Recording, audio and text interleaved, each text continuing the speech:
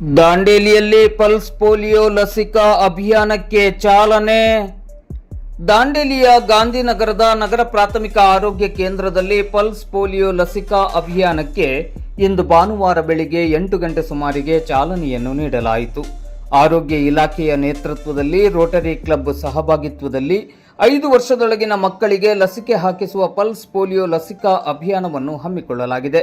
ನಗರದ ವಿವಿಧ ಅಂಗನವಾಡಿ ಕೇಂದ್ರಗಳಲ್ಲಿ, ಸಾರ್ವಜನಿಕ ಆಸ್ಪತ್ರೆ, ನಗರ ಪ್ರಾಥಮಿಕ ಆರೋಗ್ಯ ಕೇಂದ್ರಗಳಲ್ಲಿ ಪಲ್ಸ್ ಪೋಲಿಯೋ ಲಸಿಕಾ ಅಭಿಯಾನವನ್ನು ಆಯೋಜಿಸಲಾಗಿದೆ.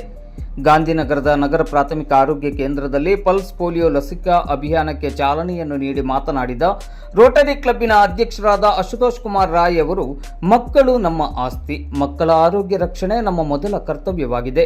ಪೋಲಿಯೋ ಮಾರಕ ರೋಗವಾಗಿದ್ದು ಮಕ್ಕಳಲ್ಲಿ ಶಾಶ್ವತವಾದ ಅಂಗವೈಕಲ್ಯತೆಯನ್ನು ಉಂಟು ಮಾಡಬಹುದು. ಈ ರೋಗಕ್ಕೆ ಯಾವುದೇ ಚಿಕಿತ್ಸೆ ಇಲ್ಲದೇ ಇದ್ದರೂ ಲಸಿಕೆ ಹಾಕಿಸಿಕೊಳ್ಳುವ ಮೂಲಕ ಇದನ್ನು ಸಂಪೂರ್ಣವಾಗಿ ತಡೆಗಟ್ಟಲು ಸಾಧ್ಯವಿದೆ. 2 ಹನಿ ಲಸಿಕೆ ಮಗುವಿನ ಭವಿಷ್ಯವನ್ನು ನಿರ್ಧರಿಸಲಿದೆ. ಈ ನಿಟ್ಟಿನಲ್ಲಿ ಪಾಲಕರು ತಮ್ಮ ಮಕ್ಕಳ ಭವಿಷ್ಯದ ಆರೋಗ್ಯದ ಹಿತದೃಷ್ಟಿಯಿಂದ 5 ವರ್ಷದೊಳಗಿನ ಎಲ್ಲ ಮಕ್ಕಳಿಗೆ ಕಡ್ಡಾಯವಾಗಿ ಪೋಲಿಯೋ ಲಸಿಕೆಯನ್ನು ಹಾಕಿಸಬೇಕೆಂದು ಕರೆ ನೀಡಿದರು.